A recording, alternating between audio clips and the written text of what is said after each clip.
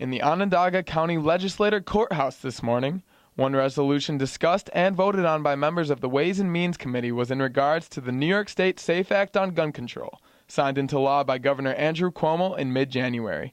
Kevin Holmquist, chair of the Onondaga County Public Safety Committee, was one member of this meeting that feels strongly against the SAFE Act. It's sweeping gun legislation that had no vetting, no public discussion. They jammed it through in a 2-day private session, and now we're finding out many egregious components of the SAFE Act. Now, given the current gun culture in the United States and mass shootings that have happened across the country recently, Holmquist says that certain aspects of the New York SAFE Act are good, including provisions for mental health and assault weapons. Because it's so sweeping, naturally there's going to be some good components. I think you mentioned two, or at least one good component here.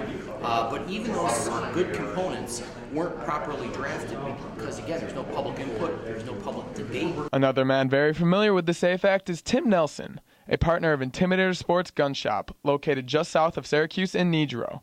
Like Holmquist, Nelson is not the biggest fan of this act. I'll be politically correct and say that I disagree with 9/10 of it. Nelson specifically doesn't agree with the act's, quote, tougher assault weapon ban. Assault rifle, or the quote-unquote assault rifle, because assault rifle isn't really a true term.